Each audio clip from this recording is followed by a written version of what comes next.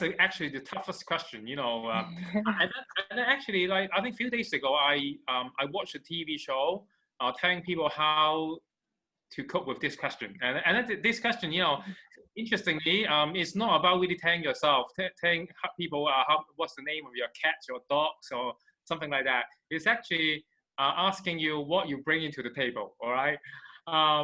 As Kai like mentioned about today's topic about resilience, I guess my life experience, especially in the childhood, until what I have been doing with the startups, is the perfect example of how I deal with the resilience. You know, when you ask me about myself, I always tell people I grew up like an underdog. You know, I always feel that I'm undervalued, underrated, and then I fail in public exams, as Kai always said that. But when you look at my my resumes today, you know, with like a prestigious university graduate, with many people see it as an establishment. No one would imagine that I could have gone so far. And I think that's a really good showcase to people who actually feeling being underrated. And I always want to share my life stories. Hope that the people who actually have the same feelings could could see things differently. Could see, oh, actually Jimmy Tao was there, and then you know, he could succeed. How about I myself? You know, I really want to be that purpose when I do the sharing. Achievement, you know, this is something that really struggled me. For the people who actually very close to me, they know that I don't celebrate. I don't celebrate. I don't breathe for the spilled milk, but I don't celebrate too. So when you asking me about my achievement, I always say like, I think that the best is yet to come. I just finish something and then just move on. I think that's really me. I'm not saying it's whether a good thing or not to my wife, or you know, it may not be a good thing because I don't celebrate. Okay, which is quite opposite to my wife. Like she would celebrate like everything, which is something I find is good. Speaking of the as you know, if you really ask me what I established or what's my biggest achievement, I think in a nutshell, people always see something very superficial. For example, I found and co-found some very successful startups. One of my company went public in about 10 years ago. I think all those things is a description of Jimmy Tao. You know, he was really entrepreneur. He succeeded in some business projects, and he really candid. You know, he really speak for his honesty and then being direct. You know, when deal with the sharing. And I think that kind of thing is really to describe me. But in terms of how to define my establishment, I always say that is yet to come. You know, I just say I just keep doing. I think my leadership style is really direct, and I'm not afraid of confrontation. Even in like something very sensitive or difficult topics, I will speak it out.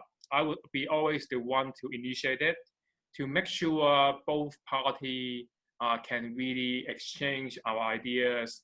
It could be very critical, it could be very controversial, but I would just bring it up, and I would deal with I would be frank wholeheartedly, and at the same time, I want to be a good listener first. You know, I will initiate the topic and then let them speak. And I do listen, you know, I don't just hear, I do listen. And I think that's the way how I win people's heart, especially, you know, nowadays, Hong Kong is a really divided society. And I was quite happy that, especially in the past 12 months, I was asked to do a lot of different roles to serve the societies where in that kind of societies, there are so very polarized, especially in the political point of view. But I realized that they both liked me, you know, in that sense. I didn't know before. And then when I asked them, why would you think like I'm the good person to coordinate between this like political turmoil? And then they said, because I'm the person with good reputation, focus on matters itself instead of people, political point of view. So I guess this is something that in my leadership style as well, especially nowadays in Hong Kong, we always being asked what's your stand, what's your like, political spectrum. But I always say, okay, before I answer the question, let's talk frankly. How you feel about it? How you feeling about something? And I'm always all ears. I think this is my leadership style. Come up with my name, Jimmy. Um, you don't. I can send you some pictures later. The name Jimmy actually come from a cartoon character called Fat Pig Jimmy. Because before, I think before 13 years old, I was actually the second fattest boy in the high school, and I just always being laughed because I was chubby and then I was fat. So that's why the people give me a name Jimmy because of the reflection of the fat pig Jimmy. And funny enough, I really hate it. I didn't want to be a fat boy. Fat boy way back wasn't really something popular. And but I really want to be to join. Like I love basketball, by the way. And I really want to join the basketball team. So I determined to lose weight. I lose 30 kilograms over a summer holiday, and that actually made me to join the basketball team. That's just one of the funny thing that how I got my name Jimmy. Jimmy is just a really common name, but actually it's come from a story behind. And speaking of the challenges, I'm not so sure if you encounter that. I'm a family of three siblings. I'm the youngest one. I have a sister. I have a brother. Both, Clive know quite well. Especially my brother. Actually, my elder brothers went to the same college as Clive, and I'm sure like Clive know my brother. May not be personally, but like it's kind of like heard of his name because he's a teacher's pet. He just good at everything. He's just good at academic, good at sports, he's good at leadership. Way back. So I didn't go to the same school with my elder brother, but with my sister Jenny. But the worst thing is because my personality is very different from them. So I got compared all the time, every day, every single day. Everyone would tell me saying, "Oh, Jimmy, come on, shut up." Especially, when I was younger, I didn't know that actually I was kind of like a gifted student, and I just love asking questions. Even till today, I still love asking questions because I always believe that there's no stupid questions, only stupid answer. This is kind of like my life philosophy. But when I look back to the in the high school or even primary school time, especially for the Hong Kong education system, asking question was being regarded as an offense of a kind of challenging the authority. I kept asking questions not out of challenging the authority. It was just out of my curiosity. But that because I'm so different from my brother and sister, they were kind of like teacher's pet, as I said. The teachers always saying, Jimmy, be more like your sister or be more like your brother. Okay, that really annoys me. And then I always think that why I need to be like them. That's no point. I have my own strengths and weaknesses. But why you always do that? So like in the school, I was kind of invisible person. And for whatever I do, especially asking questions, I would just ask to saying, shut up, Jimmy, don't ask too many questions. And just be your sister, be a student, student. I think that kind of things, when it's not just one off, it's your whole academic life, in the secondary school, that was kind of a nightmare. And then I think if I'm a ordinary person without further opportunities to actually unlock my potentials, knowing that my strengths and weaknesses, and then develop my own career path or student life, I would have been very miserable, because you always got compared, and then you always being like looked down because of your brothers and sisters. That was really a nightmare. But quite lucky, as I mentioned, I got opportunities to explore my other characters, and then I realized that those characters can develop into different leadership style and my strength, and later on, because of those opportunities, I think that would be that's definitely a life-changing experience for me. As a Chinese, I'm quite tall. I'm 6'1" feet, and but I always sit in the front, the seat next to the teacher. I was really curious. Whatever the teachers bring some materials come to the classroom, and I would just pick on that. I just, oh, what the heck? What are those things? I remember I remember one morning, a teacher just brought some very very colorful material, came to me, and then out of my curiosity, I asked her like, what's that about? And she kind of like ignored me. Okay, and I keep asking. I said, hey, what's that about? I'm interested. Can I join? Frankly, I didn't even know what's that. Yeah. And then she kind of looked at me like, oh, we can talk about it after the lectures. And then I didn't think she really expected I would be after her. And right after the class, I went to her office and then asked again. I wouldn't stop. I just kept asking. I said, oh, what's it about? Can I join? Blah blah blah. And then I still remember, vividly the look that she gave me. She just like, oh, Jimmy, you we didn't expect her to give you that kind of opportunity.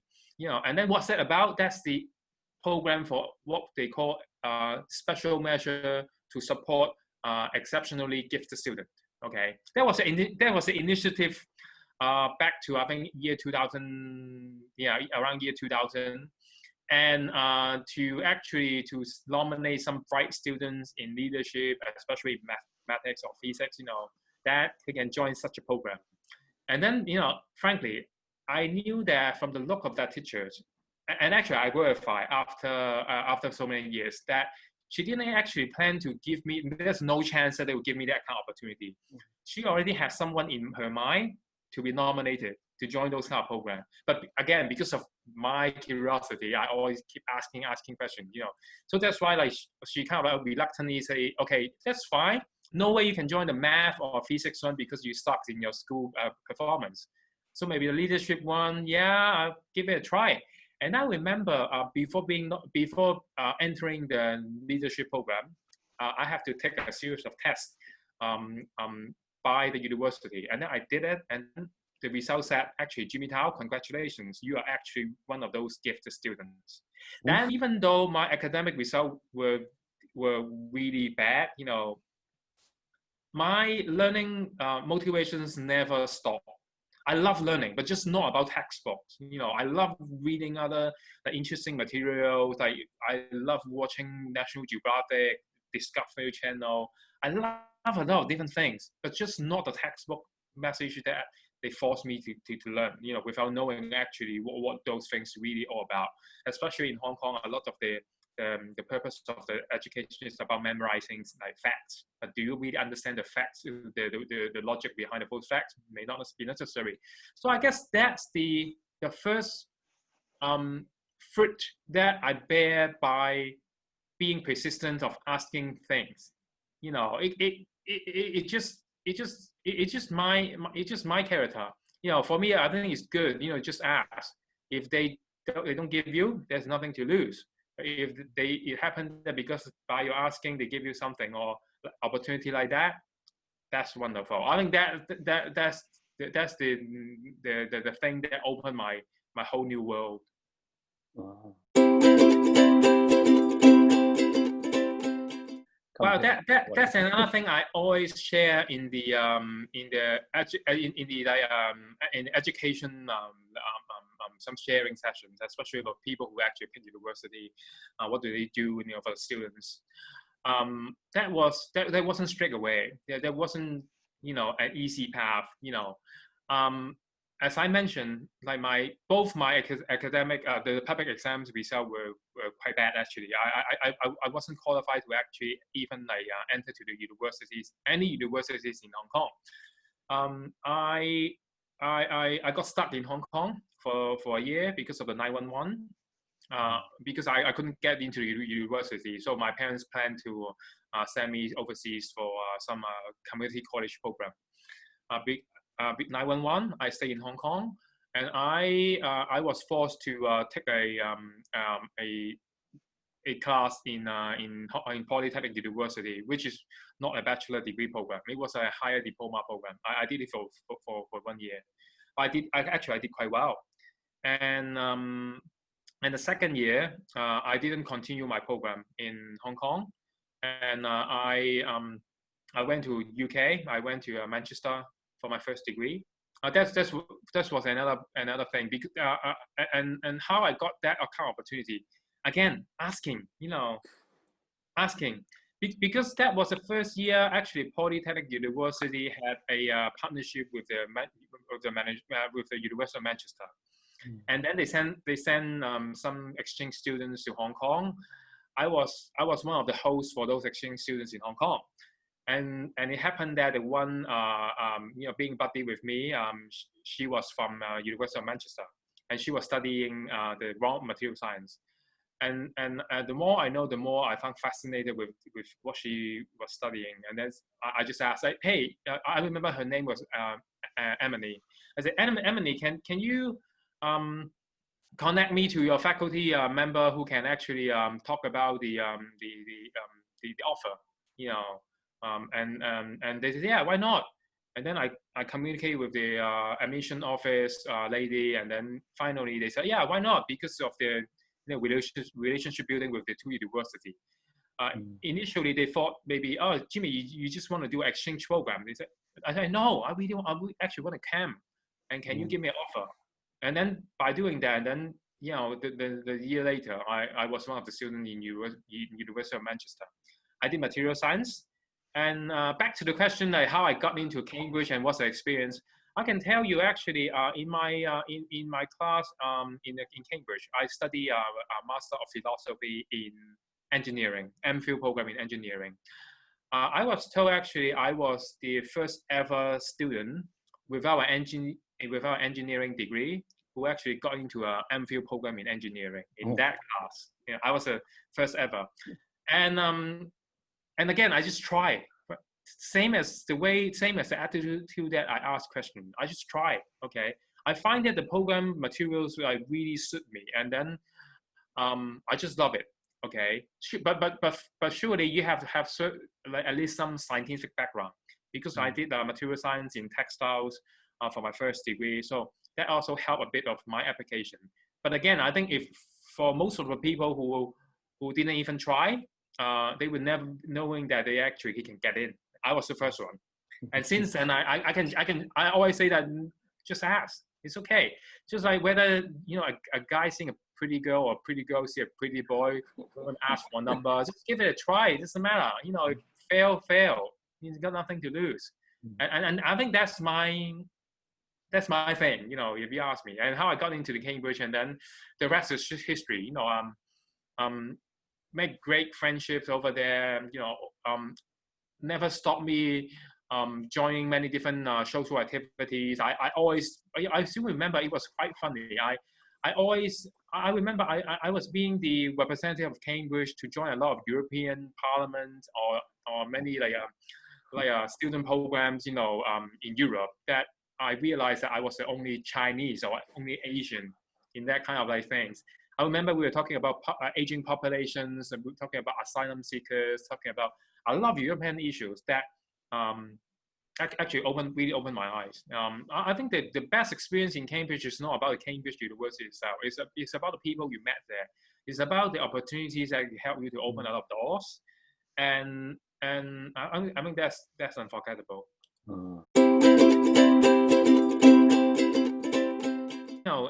It's all about the ability to learn.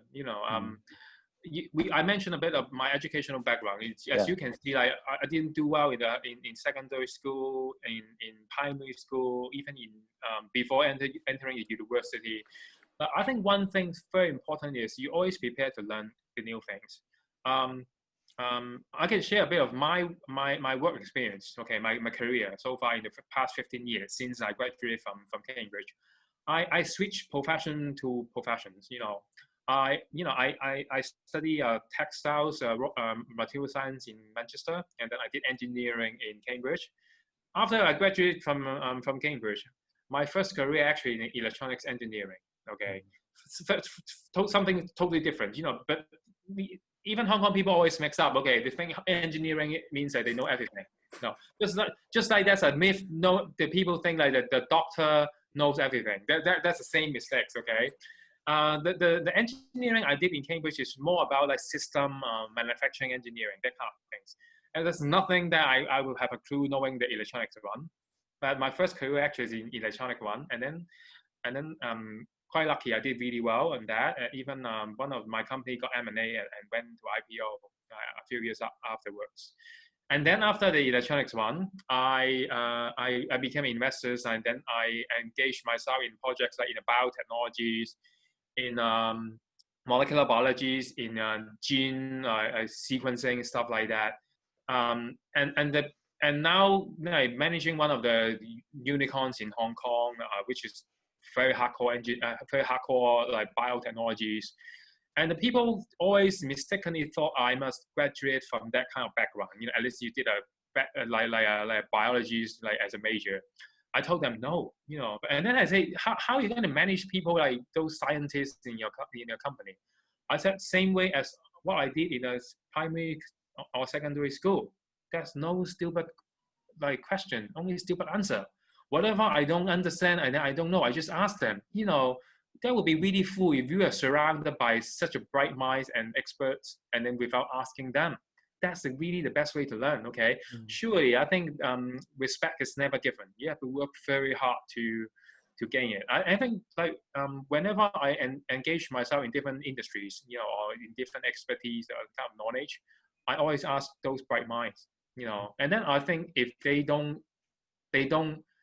can't teach me, or they can't explain things to me in a simple enough way that I could understand, that's their problem. It's not my problem. Okay, and then by doing that, and then that also help you to ask better questions. Okay, one step at a time. So so that's how I make myself be able to present very technically if I need to present to my clients, or commercially with my background, like to the investors or to the general public. I think that's something that I learned from working with the bright minds. At the same time, I recognize I do have the ability to learn. So never stop yourself. Back to the question to the students. Never limit yourself or stop yourself saying because you're not from particular background. It's more about whether you love or passionate with what you are going to do or what you're doing. And then if that kind of passion and love, you can definitely find way and energy to motivate you to do it. There's no excuse. Well, this is a really tough question and really commonly asked over the times. I would say no one's experience can be copied, or you can just share frankly to people that, okay, what happened to you, and then what you got out of those lessons. In my case, many people would reflect me as a person with entrepreneurship and with innovative mind and with good education or whatever. And then I always tell people, okay, especially nowadays, for many to many young people, I think doing a startup is one kind of very attractive stuff. Actually, I look at a survey recently saying like over 33% of the young people, they would like to do their own business. But that's a one other thing that actually with higher percentage. That's a KOL. Actually, 35%. I read the report saying 35%, but that's another thing. Okay, 33%, just 1/3 of young people, they would like to do their own business. Okay, and for that particular area, I always share with people because some people ask me like, are you nature or nurture? I tell people I'm nature. Because I had this kind of thing. I had this kind of love and passion since I was a few years old. And I knew it. This is my strength, and I was quite lucky that my parents also see my strength in this area. So I could, utilize my parents' grocery store platform. By the way, yeah, my parents they operate grocery store when I was small. So I always play in the grocery store. I always do stock take. I always see what's new from outside I can bring into the store to sell. I have that kind of mind. Anyone touch me? No one touched me, right? But that's just really me. So I realized that's my strength. But speaking of doing a startup, a lot of people have very, very wrong understanding. Okay, especially nowadays, a lot of like entrepreneurs are being glorified like to a level that seems like everyone should do that. Like and everyone could be as successful as like Jack Ma, Pony Ma, Mark Zuckerberg, you know, Elon Musk, that kind of like figures. And that could be really cool that what their job is all about, like pitching in the media, you know, giving talks, or have a perfect work-life balance. You know, that's so wrong, I'm telling you. And I think that those are angles that I would always love to be a friendly reminders to those young people if they really want to do that kind of path. Okay, I can spend a lot of like 2 hours talking about that, but that's not the main point. Back to your question about the career choice, because not everyone want to be an entrepreneur or doing their own business. How about like the career choice or university choice? You know, it's all about try and error. That many few people have that kind of luck that they could realize their passion or what their love is all about. You know, very few of them. You know, it's a learning process. It's learning by doing. So first of all, is be open to whatever opportunities that come to you. You know, always see it as a way to see or to try if what you're doing in those opportunities, whether you're good at it or not. Okay, because you know, there's some people always want to do something they're good at, they are passionate with, and become their career. Those kind of three elements. Frankly, I think that's less than 1% of people could achieve that kind of like 3 layers of criteria. Most of the people will be good. I think will be lucky enough or happy enough to do something that they're good at. May not be necessary they love to doing it. All right.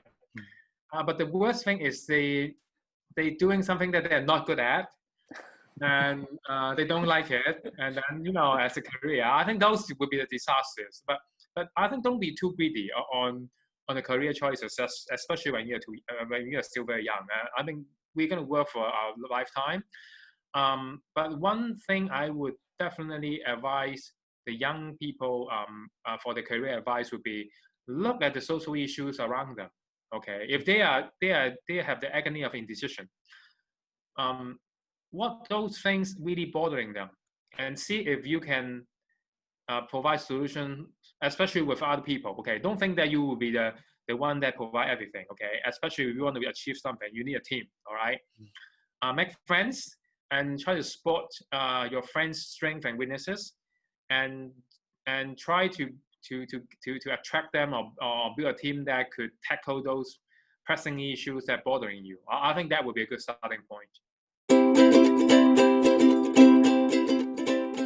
Suffering, you know, even my company suffering. We did like a 30% cost cut at the beginning of the year, and I knew that a lot of people, a lot of startups in Hong Kong, especially a lot of tech startup. If I'm not too conservative, 1/3 of the startups will die in coming 9 months. Okay, that is really disastrous for the ecosystem in Hong Kong, because, you know, we spend, since the bubble burst for the .com, you know, frenzy. Well, we took us over 10 years to try to rebuild the momentum for the people who actually work in other industries than finance, real estate, and that kind of things. You know, we always encourage our students, saying like, okay, all roads lead to Rome. Okay, there's more other industries or careers that you can choose. But is it really true? Okay, in the past few years, that kind of hope growing over and over, because more companies from different industries that actually appear to be successful. Okay, but that kind of ecosystem may collapse in the coming 12 months. That's crazy. But in the meantime, for some people, they also said that's really the best time to do a startup, especially if you would like to. Especially our business require physical space because the rent is so cheap. Okay, and you can have much more negotiating power with the landlord for that kind of stuff. So there's opportunity, there's a ordeal, there's a challenges. Depends on what angle you're going to see it. But like all those pandemic or difficulties we encountered before, nowadays we know that things will be fine. It's just a matter of time. But what worry me most wouldn't be the COVID. It would be the polarized world. That's something that none of us really encounter. Even for myself, that's something that I never expected it would happen so soon. It just in the past few months. For example, one of my laboratories in Taiwan, because our laboratory in Taiwan tied with some sort of like government research institution in Taiwan. So we were told 2 weeks ago we have to shut down the collaboration because we are a Hong Kong company. So this kind of thing never happened to me in my lifetime, in the past 20 years of my school life or in my career. But it just happened overnight. So what I see is that really worries me. It's not about the COVID. COVID will be over.